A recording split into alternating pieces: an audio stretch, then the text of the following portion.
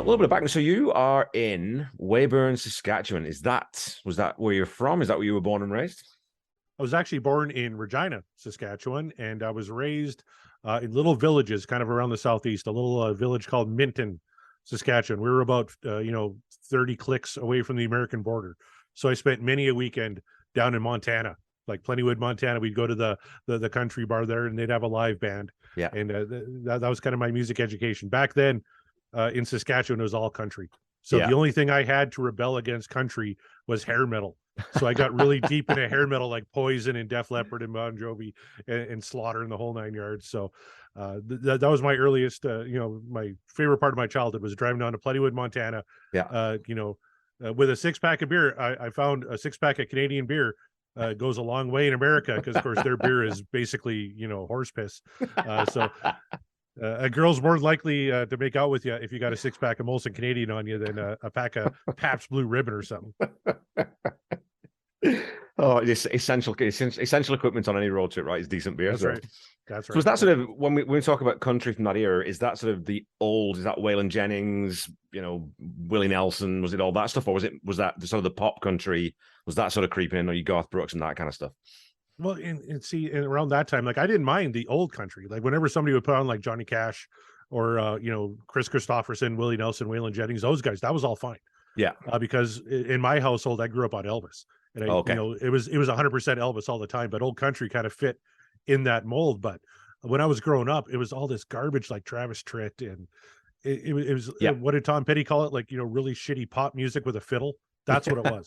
So the only thing I had to rebel against that was the complete opposite, which at the time was, in 84, 85 was hair metal. So yeah, they were weird times. And it's kind of like, because I coming from UK, I have no concept of country at all, really. I think the first time I heard country music, really, like contemporary country music, was friggin' Achy Breaky Heart.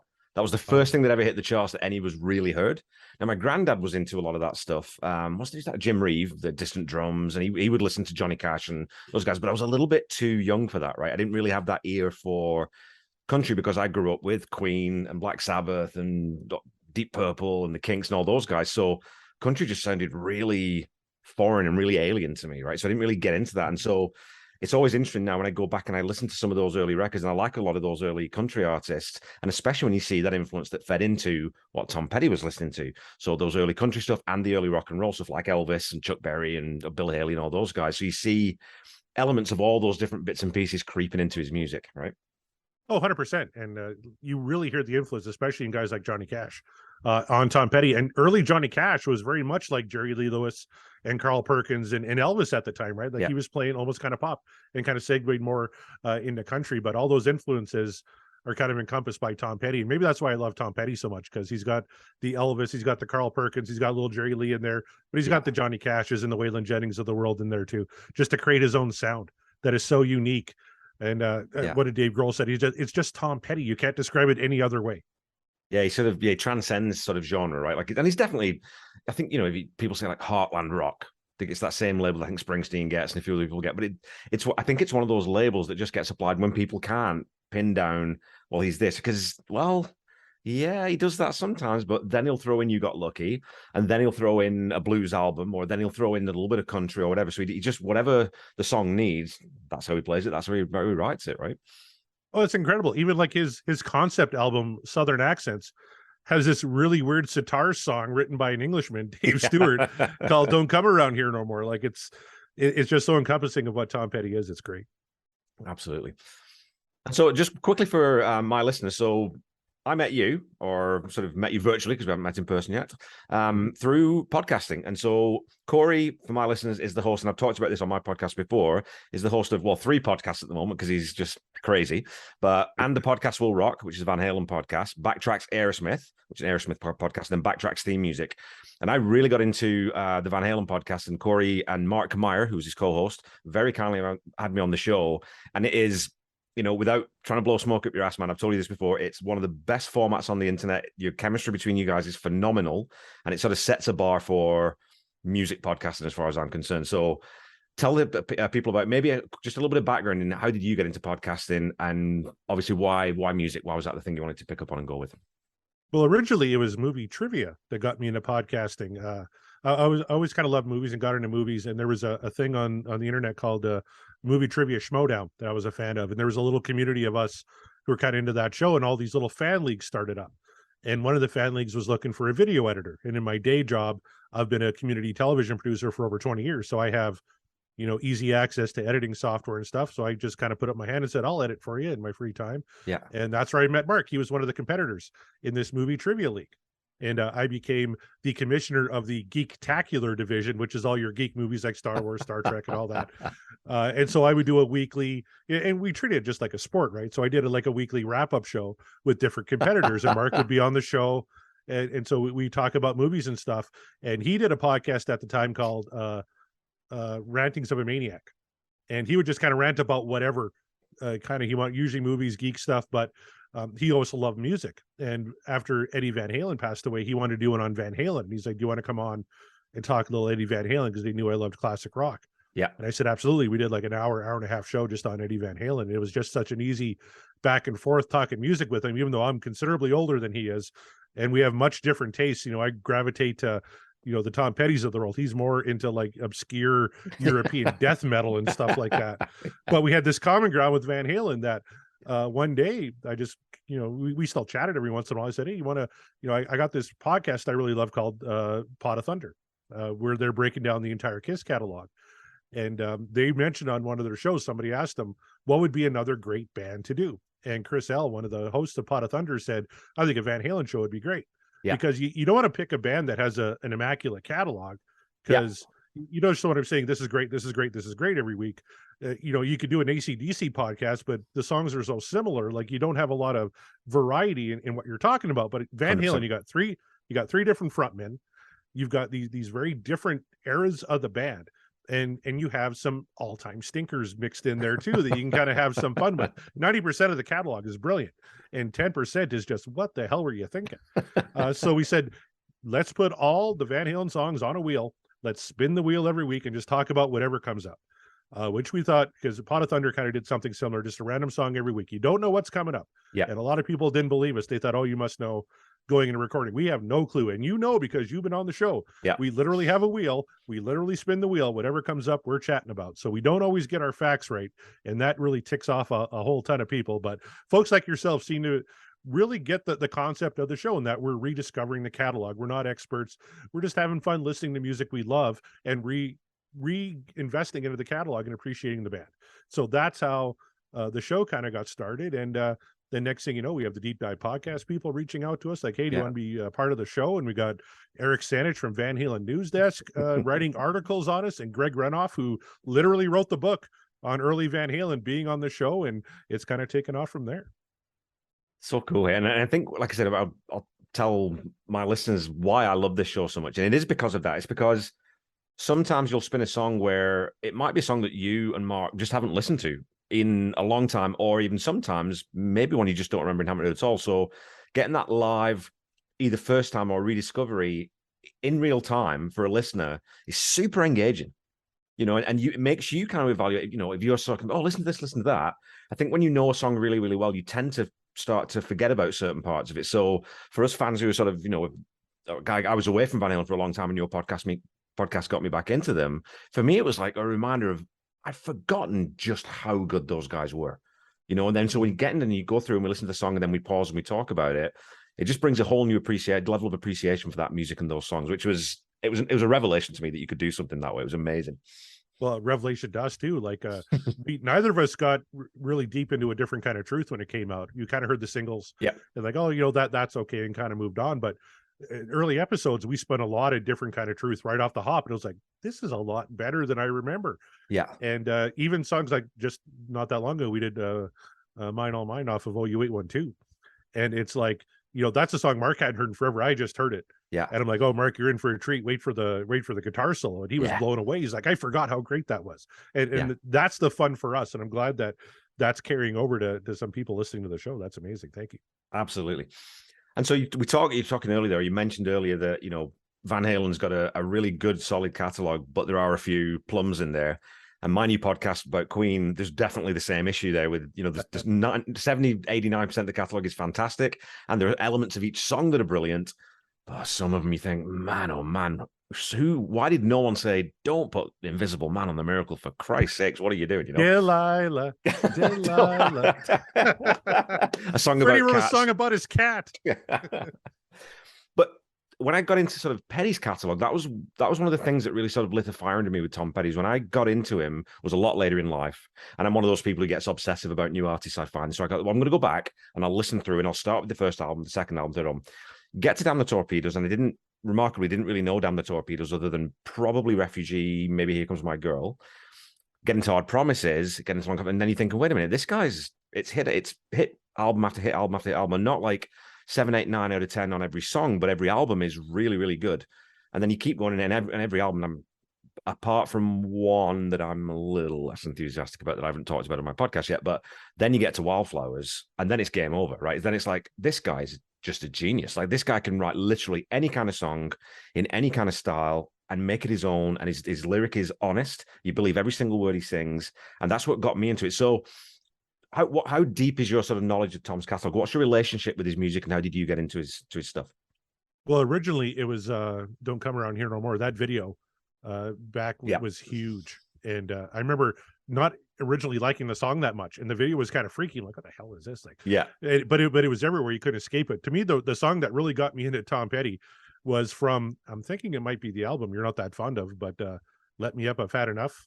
Okay. The song was jamming me. And that came out of like, this is, that was a real banger. Way back in 87. I thought, this is great.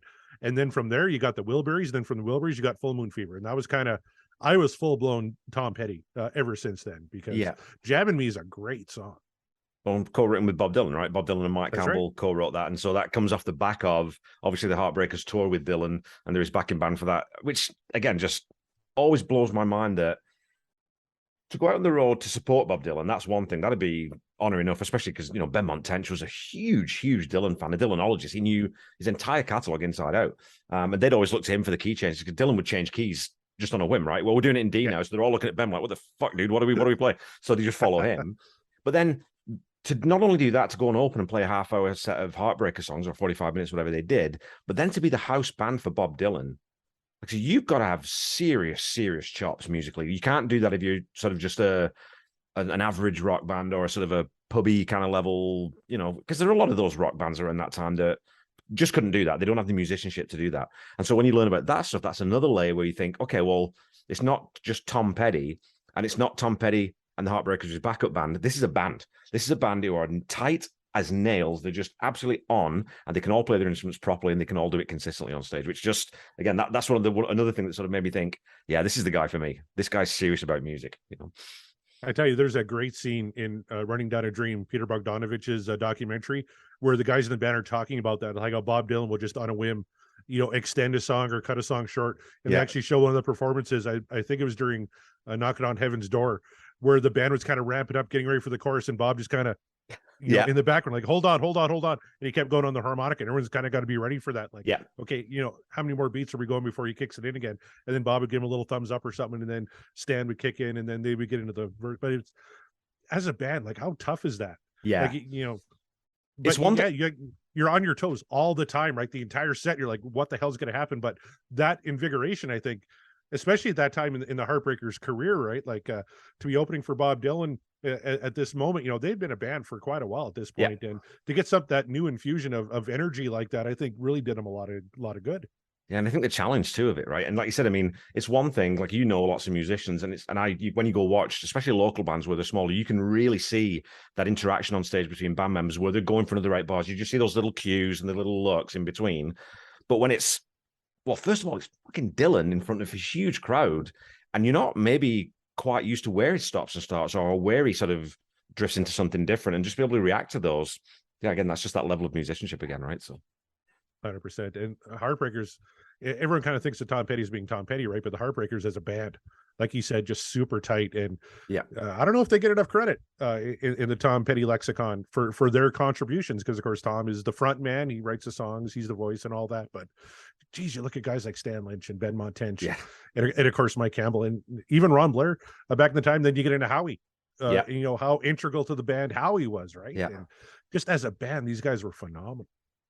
Yeah, and it's that thing, like I know that I was talking to, I think it was Jeff Slate I was chatting to, and he was saying that the E Street Band are in the Rock and Roll Hall of Fame as a band Mhm. alone, apart from Springsteen, right? When you think that's really odd and unusual because they've never had any output as a band. They Right. really are, you know what I mean? So yeah, Springsteen writes, but he doesn't write with them in the same way that Tom Petty wrote with the Heartbreakers.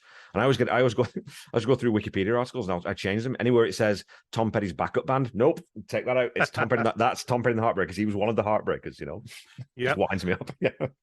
Oh, I mean, and because he was 100%, we're a band, like, yeah, because, you know, Tom Petty had the record deal, and Tom Petty, you know, his name had to kind of be up front and all that. Yeah. But yeah, the Heartbreakers were 100% a band, and I would love to see like the Heartbreakers as a band be inducted in the Rock and Roll Hall of Fame, like the E Street Band was, because there's so many interesting parallels. Like Bruce would even break away from the E Street Band and do a solo album, like Tunnel of Love or something, right? And Tom did that. And a lot of people are like, well, why the hell, you know, no, this is just Tom Petty, even though a lot of the Heartbreakers played on it. Why is it a solo album, without really knowing the history or why it, you know, he considered those solo albums.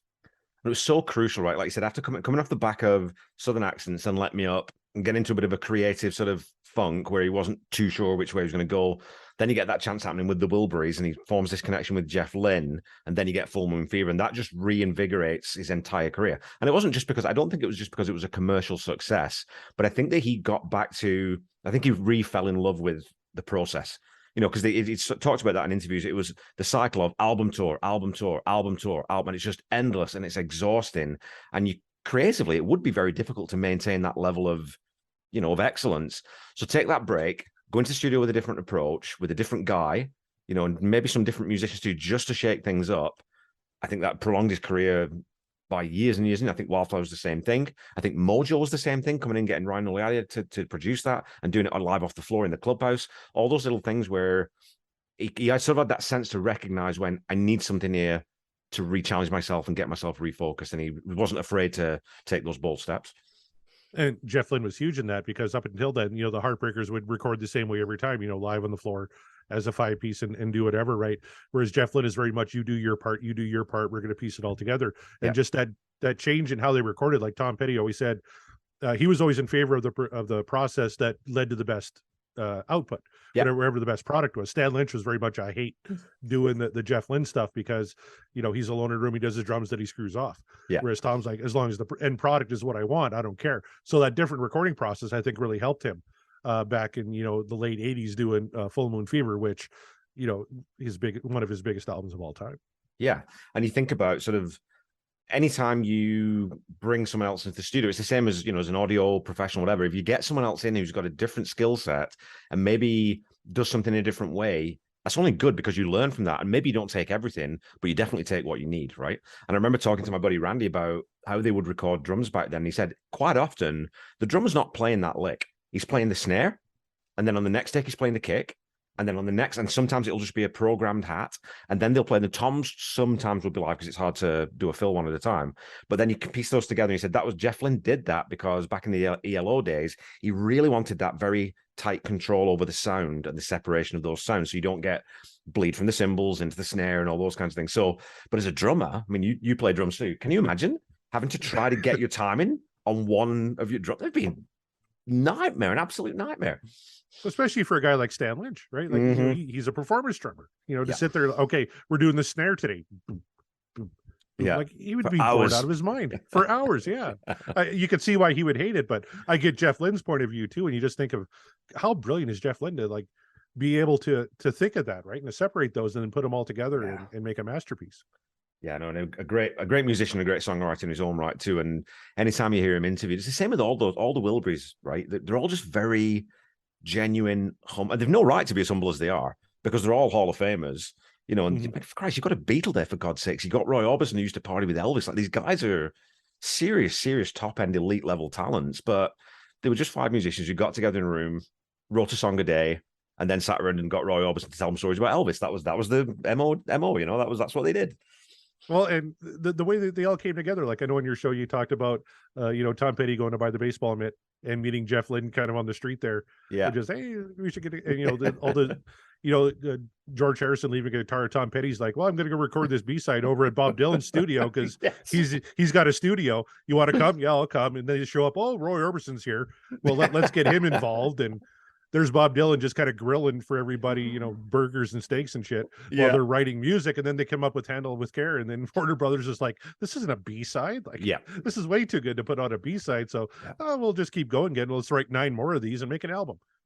It's so funny too, right? Because the names are such household names and we all know them. Probably Jeff Lynne actually would have been the least known in the States, I would think, out of the 5. And Petty probably in England would have been the least. But we forget they are still just musicians. And they enjoy what musicians enjoy doing more than anything else is sitting around playing music and talking about music with other musicians. And so it doesn't really matter to them that that's Roy Orbison or that's Bob Dylan. Or you've heard that anecdote, I'm sure, where they're all sitting around and Harrison goes to grab a drink or something, and Dylan leans over very seriously and says to Tom Petty, "You know he was in the Beatles, right?" And the funny thing is, like, they didn't really care so much that Harrison was in the Beatles. It was Roy Orbison's right there. Like you said, he used to party with Elvis. Yeah, tell us Elvis stories.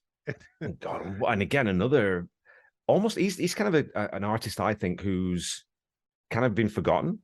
Everyone remembers Pretty Woman. Everyone knows, Crying, the big hits and things, but everyone forgets what a super inventive songwriter Roy Orbison was. He would write songs that had 8 verses, no chorus, 1 verse, 2 bridges, or 1 like he fucked around with the form all the time and just wrote whatever he felt. And that voice, I mean, my God, what a singer. Well, it's iconic. And he was going through a real career renaissance at this time. Like, Tom Petty had, with Jeff Lynne, had they wrote You Got It for his solo record at the time. That was very, very big. And, I can't believe we're writing a song with Roy Orbison, but, Roy Orbison was getting really big at that time. And Tom Petty even tells a story. Like he said, I talked to him 2 days before he died. And Roy was like, can you believe the Wilburys went platinum? This is so great. And let's take it on the road. And I can't wait for the next one. And then before you know it, he's gone. It's unbelievable. And it still breaks your heart when you watch that video and you see the empty rocking chair. It really still pulls on your heartstrings. Of course, watching that video now, because Tom's gone and George is gone as well, it's kind of hard to watch sometimes, Yeah, it's just Bob and Jeff at this point. But that's End of the Line, right? I think that's the video for End of the Line. Yeah, that's right. It is, yeah, because Roy was in the video for Handle with Care. That's right. Okay, so we get into Full Moon Fever. That sort of kickstarts your interest in Petty. And so after that, then we get into the Grey Wide Open, which has a huge single off that one too, right? The title track's a big single. And then you get Greatest Hits and we get into that stuff. So do you remember when, because I always use Wildflowers as my sort of a real strong touch, but do you remember when that came out? Were you listening to Petty and actively sort of looking for that album when it came out? Oh, totally. I was in university around that time. And a buddy of mine named Rob Keys, we really got into a bunch of different music together. That's how I kind of got really deep into Queen around that time too. And Tom Petty's Greatest Hits was a huge album for us. Like we spun that all the time. Yeah. Because I didn't listen to a lot of older Petty at that time. So you always know about American Girl. Yeah. And Refugee and songs like that. But that's where I really started to delve into the catalog a little bit more. And like I said, Into the Great Wide Open was a big album. And then Wildflowers hit. And that first single comes out. You Don't Know How It Feels. And the iconic Saturday Night Live performance too with Dave Grohl. Yeah. And you're like, this is amazing. And then You Wreck Me comes out and you pick up that album and it's so eclectic and it's so just incredibly well written. And that's when I really realized we're dealing with just the epitome of singer-songwriter. Like he is one of the greatest songwriters of all time, bar none. And Wildflowers just encapsulates that so well because all those songs are just incredibly well written. You Wreck Me is a perfect song. It's one of my favorite songs of all time. Lyrically, how it's put together, musically, it's played perfectly. I'll be the boy in the corduroy pants. You'll be the girl at the high school dance. I was that kid in the corduroy pants. I could relate to that. Tom Petty relates to me. This is amazing. That song is a masterwork. It's absolutely unreal.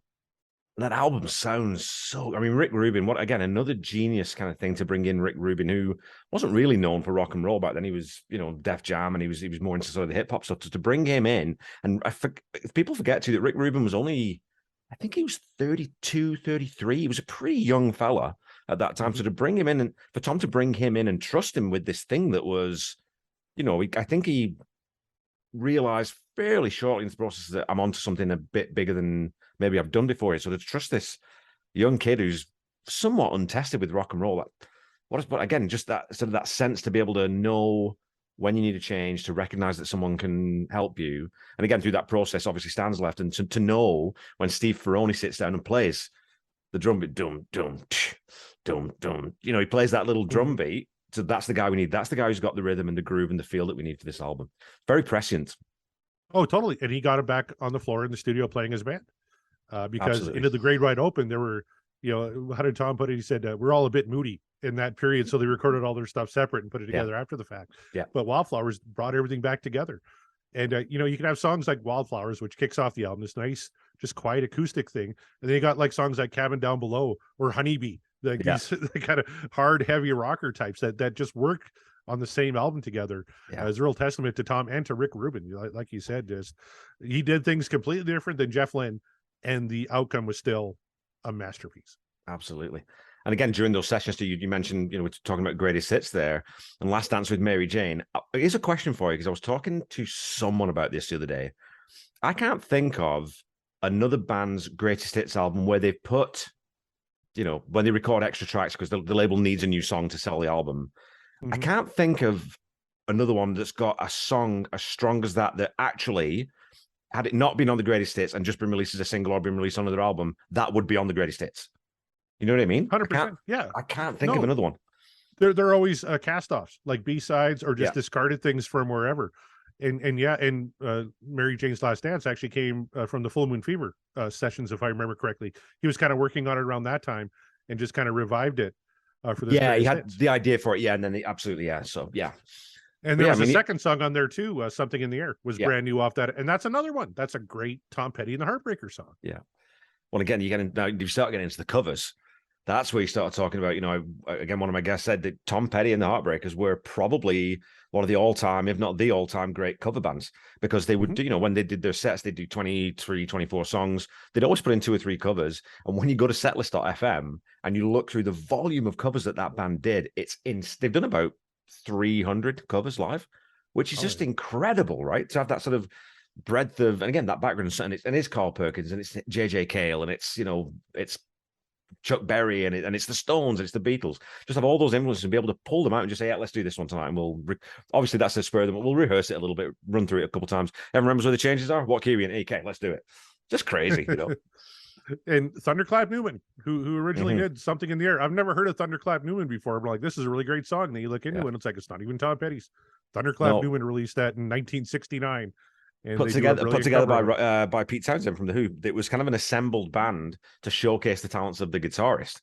And so they did one album, and then they disappeared from the face of the earth. So it's a weird little thing. But during that session where they recorded Something in the Air, I think they recorded something around 16 or 17 covers in like 2 or 3 days or something like that. Wow. And so they picked off Something in the Air. There was one that kind of stood out. And it's always kind of unusual that you thought that maybe it would be a Byrds song that they would put on there, because Tom loved Roger McGuinn so much that maybe it would be a Byrds song that would make it. But yeah, that song fits beautifully and sort of dovetails the whole thing. So absolutely. And that was the album that really got me into the back catalog of Tom Petty, because the American Girl, Breakdown, Listen to Her Heart, I Need to Know, like all the greats are on that one. So it's like you pick up Damn the Torpedoes, you pick up You're Gonna Get It, and Southern accents, and you're like, holy shit, like this guy just from day one, this band was firing on all cylinders.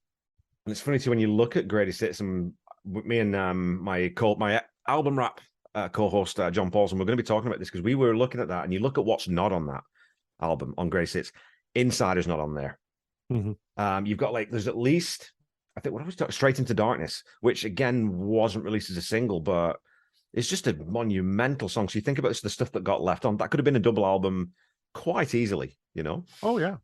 Southern Accents isn't on there. And Southern Accents isn't on there. Yeah. Crazy.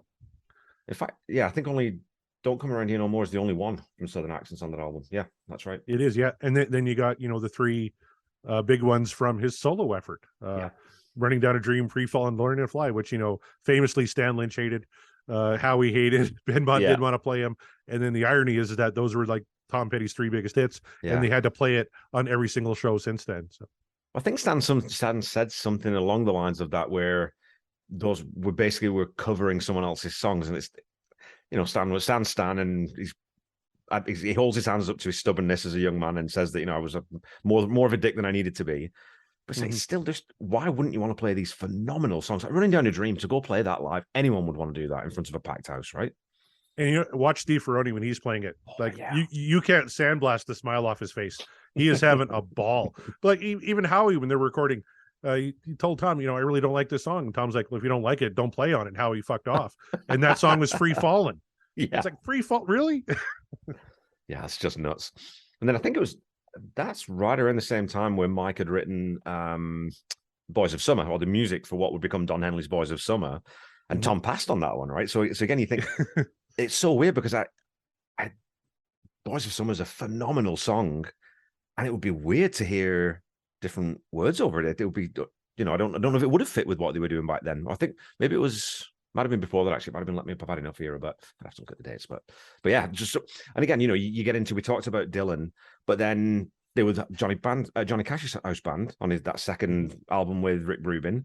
How he produced John Prine's album that won a Grammy, and all the Heartbreakers played on it. They played on Stevie Nicks' album on Belladonna. They played on so many. When you get into it, it's like these guys played with fucking everyone. So they must have been, like I said, it goes back to A, they must have been a good band, but B, they must have been really good to work with, because you don't bring people in who are going to cause problems or are going to be difficult to work with, no matter how good they are, right? So, well, especially Johnny Cash, right? Like the legendary Johnny Cash. Yeah, you got to be something for Johnny to say, yeah, what did he say? Forgive me if I get the quote wrong. It's been a while since I've seen the movie, but Tom said Johnny sent him a note that said something like, "You're a good guy to ride the river with," or something like that. That's exactly it. And yeah. You can see Tom just like, you know, it's the greatest thing anybody's ever said to me. Like Johnny Cash said that about me, but Johnny Cash did a version of "I Won't Back Down," which I think Tom even said, "I wish I'd never sang it," because he did a much better version. It's iconic. Johnny Cash's version of that is unbelievable. Well, that line from Walls, "Some days are diamonds, some days are rocks." That's another thing Johnny Cash had said to Tom, and Tom's like, "Hey, I'll file that away because I can probably use that at some point," you know. And lyrically, one of my favorite Tom Petty songs was Walls. Like it's just brilliant. And that was one that I didn't hear. I would say I only stumped. Okay, I've talked about this before, but She's the One, the album, the original soundtrack. I sort of just never bothered listening to it because I thought it was a sort of a typical movie soundtrack, and that there'll be one or two Tom Petty songs on it. I didn't realize that it was actually a Tom Petty studio album. So Walls passed me by completely for a long time, and I'd say it was probably only about maybe 5 years ago. So maybe just right around the time Tom died that I stumbled across it, and I thought, I've missed this for so long. This is beautiful, and you get two versions of it on the record. You know, you get that big rocked up version, the sort of the swingy version with Lindsey Buckingham singing backup vocals, and then you get the stripped down one, which is, I think, probably, well, no, but I won't say that because I'm going to ask you in the 10 questions. But I love both versions, but that stripped down version, when he played it live on that PBS special where he's wearing the black polo neck, and it's just him on acoustic, and then the band comes in quite quietly. God, what a beautiful, beautiful track. And the lyrics are phenomenal. And you talk about that album, you know, Change the Locks, a great rock from that album, and Angel Dream. There's another one, had two different versions on that album, right? And I went and got the new version, Angel Dream, on vinyl a couple months ago, and spun that, and it's such a great album. Did you get the colored vinyl, or did you just get the regular? Yeah. No, you got to get covered. Yeah, you got to get colored. Get colored. Would you pick that up? Do you have a decent record store in Weyburn, or do you have to search online? You know, I got a couple of used outlets nearby, but we travel to Regina quite a bit, and there's Sunrise Records in Regina, so they had the color vinyl of Angel Dream. That's awesome. Yeah, I'm really looking forward to the Fillmore box set coming out. Oh, that's going to be amazing. So good. And I've got this, so you should, definitely. There's that contest online to win the Uber Deluxe, which is, I mean, when you look at that thing, it's got that symbol case. That's what Petty's Estate's done a phenomenal job of sort of continuing the legacy, and not, you know, some people will say they're cashing in, but they're putting out products and they're putting out things that the fans haven't heard before, and they're packaging them in a way that sort of makes it more appealing and more interesting, because you're getting sort of, you know, the replica laminators and the laminates and the set list, replica set list, and all that kind of stuff. And that's something that makes it, it's not just the songs anymore. Now it's the package that becomes important, right? So I'm really looking forward to that. Could not agree more. And one of the shows I do is on Van Halen, and they're the worst for that. They don't do anything with that. Like they you know, there's talk of reissuing the first 6, but Alex hates Sammy for whatever reason. They won't reissue any of the Sammy albums. Like, they could be putting out all this stuff. Eddie left a treasure trove of stuff. Yeah. You know, keep flying the flag. And I love that the Tom Petty estate is doing this for us, because even just Angel Dream, I never had She's the One on vinyl. Now I have Angel Dream on vinyl. It sounds amazing. I can't wait for the Fillmore stuff, and there's going to be more. Even little things like when they release Keeping Me Alive. I remember when I heard that on the Tom Petty documentary, and he was lamenting the fact that he got talked out of putting it on Long After Dark. Like, this song's great. Where the hell can I find this song? And finally they released it, so I can listen to Keeping Me Alive whenever I want. I love that song. Yeah. And Playback and the American Treasure and the live anthology, and there's so much stuff in there. And again, I think it's weird though, because it never really gets boring, because it's not just, Queen did that a lot with it, where you've got live at Hammersmith, live at you got all these live shows, and they're sort of one live set, and it's great because then you get to hear that full concert.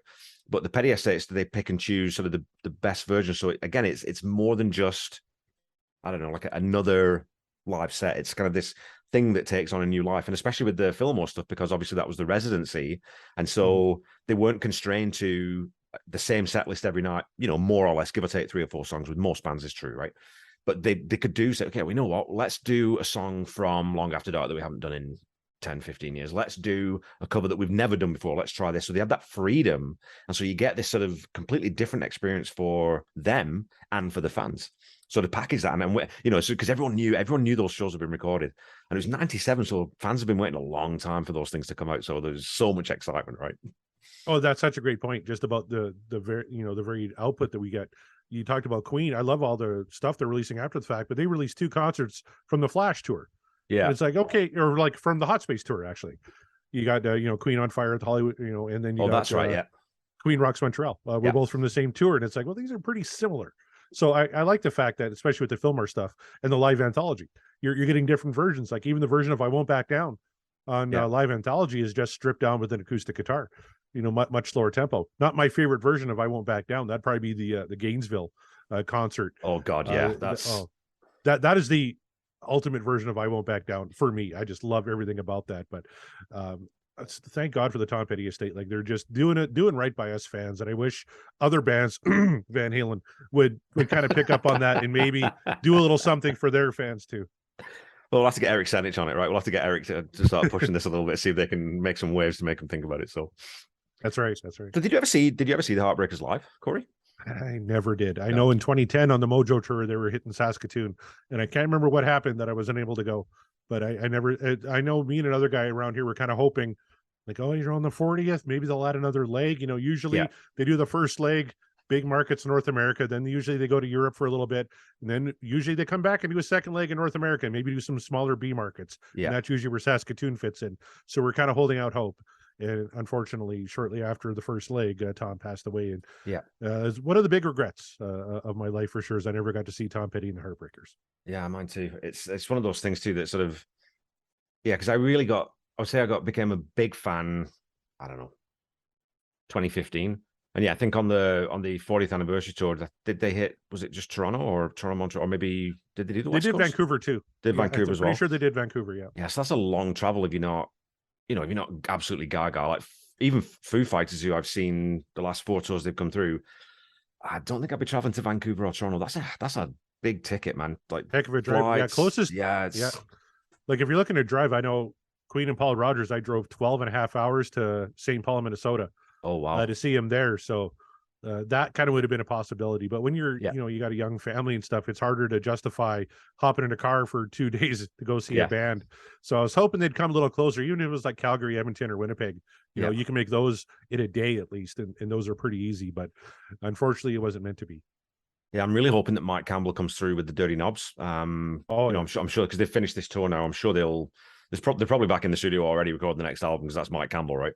But I'm hoping that they come through and hit some of those, like you said, some of those smaller markets, because that's the band that they are now. They're not a huge arena rock band. They're hitting, Odeon Event Center in Saskatoon would probably, or maybe the TCU place downtown. That would be perfect size for that band, right? So keeping everything crossed that they'll come through, or even Stan Lynch with Speaker Wars. Have you heard any of their stuff? The Speaker Wars, Stan Lynch's band?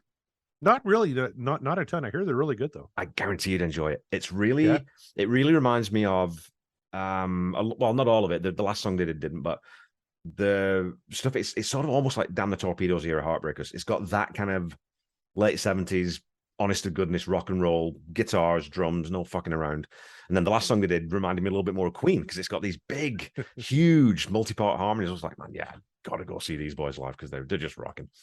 I'm in. I tell you what, if they come within like a 12-hour drive of us, I'll pick you up, Kevin. We'll check them out. Absolutely. Okay, so we've gone through, we're sort of up to, and we're just talking about Mojo a little bit there. So Mojo comes out, and again, that was an album that probably I wouldn't have skipped over, but it didn't strike me quite as hard as it should have done the first time I heard it. But I think possibly it's because it's very, very different. Because it's got that really bluesy feel, and it starts out with that harmonica and Jefferson Jericho blues, and it's got that super live feel, and it was recorded live off the floor with almost no overdubs. But then going back, it's an album that I go back to time and time again now, because I think, again, it's that showcase of when you consider that the way it was recorded, that's another example of, well, this band, and especially at that stage in their career, they're really tight. And they could do what Kiss does. They could do what, Queen does or whatever. They could just go into greatest hits mode, and they would sell out every single stadium they book, and it would be fine, and no one would begrudge it. But the Heartbreakers, what do? Well, let's write a blues record, and let's do it live, and let's do this fan release where we release it to the fan club online early. And so again, that sense of sort of, fuck it, let's do what we want. We're getting to this point in our career now, we can do what we want, and this is what we want to do. I just love that about that record. Oh, me too. And one of my favorite records is actually before that, The Last DJ. I love what they did on that record. But again, kind of night and day difference between Last DJ and Mojo, and that's the brilliance of this band, right? They could really do anything, whether they could do a hard, heavy song that Dave Grohl goes, fuck yeah, like Honeybee, that's a fucking banger, and they can and they can do something quiet and nice like Wildflowers, and they can do something like Jefferson Jericho blues or something from Mojo, just do a blues record and own that too. It just shows the brilliance of Tom Petty. Like Last DJ is one of those, again, I think it gets forgotten. It's one of those ones that gets forgotten about. Like, which artist at whatever level they're at can make a record that deliberately antagonizes record companies and calls them out for their bullshit and releases it on a major label. And some of the tracks off that record are just phenomenal. I've Love with Travel's on there. You've got, I think, When a Kid Goes Bad is on there, I think, right? That's on there. It is, yep. Dreamville is brilliant. Dreamville's on there. It's such a phenomenal record. And it's kind of timely now with, like things like the sale of Twitter, when you have Tom Petty talking about, the boys upstairs want to see how much you'll pay for a thing you used to get for free. Absolutely. We're still getting that. And Ticketmaster, right? Yeah. Ticketmaster with their flex pricing and the Springsteen tickets going for $4,500. And can you imagine what Tom Petty would think of that? Oh my God! This is the guy that didn't want his record going up like $1. Yeah, what $1.01 or something? $1. Yeah, yeah. One exact. Yeah. $9.98, not on my watch, buddy. Or $9.89, I guess it would have been. Yeah, whatever the number was. I love that story. Even when he tells the story, he's like, "Yeah, I realize it doesn't seem like that big of a jump, but in hindsight, back then, it really was another buck for a record. Like, we couldn't stand for it." Well, and that was back in the days because we both grew up with physical media, which, the generations behind us have very little concept. Millennials maybe, but my kids they've never put something into something else to watch or listen to it for the most part, right? It's all on a device. It's all on the phone. It's all on whatever it's on. It's on the TV. So we listen to music, and if you're a big avid music fan, you bought a lot of tape cassettes or vinyl or whatever it might be. And that does start to mount up. That might be the difference between able to buy the new Tom Petty record or not being able to buy it. So I think that was it was savvy of him in a way, but the argument was very genuine. And I'm pretty sure that was the time when he was meeting. Was it then, or was it during the bankruptcy things where he was in a meeting with all the suits, and he said that no one was listening. They weren't listening to what I was saying. So he takes a switchblade out and just stabs it into the desk. And then they listened. I love that, where the studio says it like they're big tough guy, like, just back down, kid. Like, who the hell do you think you are? Tom Petty said, I'd rather sell peanuts than give in to you. Like, I'm not backing down. And then he would write a song that is my favorite of all time. Yeah, about not backing down. Absolutely brilliant. And so with so we've been through, so we talk about Mojo, and then I always tell people that there's two things that happen after Mojo. And that's one of them is that we get Mudcrutch. And so Tom Petty decides, I can sell out arenas, that's great. And I've got this band, the Heartbreakers, who are universally loved, we're Hall of Fame. I think the next thing I really need to do is put together the band where it all started with all my old friends, and we'll just go play small little 1,200 seaters. Again, do you know of any other major act that's ever done that? I just can't think of anyone who's ever done that. there's not one. You don't see Gene Simmons and Paul Stanley saying, you know, let's get the guys we kind of started out with and reinvent that band. No one's doing that. Yeah. But yeah, and then, you know, and I guess when you've done it all, like Tom Petty, you know, let's get the old guys from Mudcrutch and put out an album. And they put out 2, didn't they? Yeah. With Mudcrutch. And Mudcrutch, and again, some phenomenal songs, and they got a #1 single off the 2nd album, I think, that wasn't even written by Tom. So, you know, that you get this thing again where you've got Ben Mont takes a lead vocal and Mike Campbell takes a lead vocal. He did take one on Echo. I think that's the one that Mike sings on. There's one song on there. I have to check that now that I've said that. Yeah. I don't want to get in trouble with the Tom Petty nerd community because I don't want to get that wrong. Are they as bad as the Van Halen nerd community? I got to ask, because we get raked over the coals quite a bit. They're gentle but firm. Gentle firm. They're opposites, but they're polite usually. And the Tom Petty Nation, the Facebook group, is very well policed, so it doesn't get out of hand because people don't let it get out of hand, and everyone sort of understands. But if you make a mistake, you're going to get 20 people jumping within 2 minutes of you posting that. You're going to get corrected very, very quickly, right? So yeah, as long as it's politely corrected, I could live with that. But it's when the guys say, "You guys really don't fucking know what the hell you're talking about." It's like, well, I never said I did, but thanks for listening. I mean, you literally say the opposite. And in the podcast in the open, you literally say that you're not experts. You say that you're not music historians. What do you want? What do you want us to do, guys? You know. So. No, we're learning as we go. That's why we bring Greg Renoff and Eric Senich on the show, so they can teach us. Yeah. And so where can people find you, Corey? If people are looking for, because I really strongly urge people to check out and the podcast will rock. Backtrack Aerosmith, Backtracks, Aerosmith Revisited, Revisited, and Backtracks theme music. So theme music. And again, I'm up to episode 28, I think, on Aerosmith. I've enjoyed that, and it took me. I can't remember I was talking to you about this, but it took me a little while because I'd listened to the entire run of the Aerosmith show, of the Van Halen show, before I listened to Aerosmith. And so I was really used to hearing your voice and Mark's.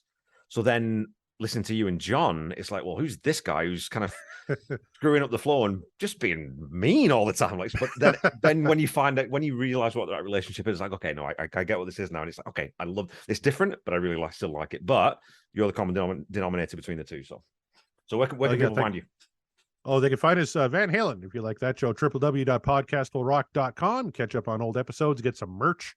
I know we have one of Kevin's designs, actually, the Play Splat and Bone. It won't let me upload for some reason. I got to keep working on that. But you can get yourself a Cult of Mariano shirt there. That's for sure, designed by one Kevin Brown.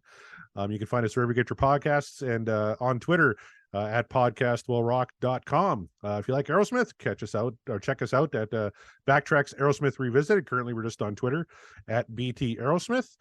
You got some good episodes coming your way, my friend. When we get into the 30s, a friend of ours, mutual friend Jeff Saunders, just loaded his dice with hits. So we have like Crazy coming up. We have Ragdoll coming up. We have I Don't Want to Miss a Thing is coming up. It's been released already, but I can't wait to get your take on our episode on that one. And what did you call that one? What did you call that one? You don't call I Don't Want to Miss a Thing. What did you call it? I Don't Want to Lick Your Thing. It's kind of how it's known with the hardcore Aerosmith fans. And we do a show on movie music too, Backtracks theme music. I know just earlier tonight, we recorded a show with a guest on the theme song to Cannonball Run by Ray Stevens. So we're hitting the gamut on that one. We just did a Crash Test Dummy show. We did a Bon Jovi show right after that. Music and movies, two of our favorite things. And on my very first pick was Tiny Dancer from Almost Famous, one of my favorite songs from my favorite movie. Okay, so that's all really for this week, folks. Go check out. I'll leave all my stuff online. You know where to find me. You can find me on Twitter at Tom Petty Project. You can find me on Facebook and YouTube. You know where I am at this point. So, but definitely go check out Corey and check out his co-hosts Mark Camire and John Mariano, who is a very unique individual and very, very funny. Just go check him out on Twitter. Bastard. He's a grumpy bastard. He's a misanthrope, right? But and I think we were talking offline before we started here. One of the things that I've found, not just with the Tom Petty community, but with the podcasting community, is I've just ended up making a lot of online friends who are so supportive.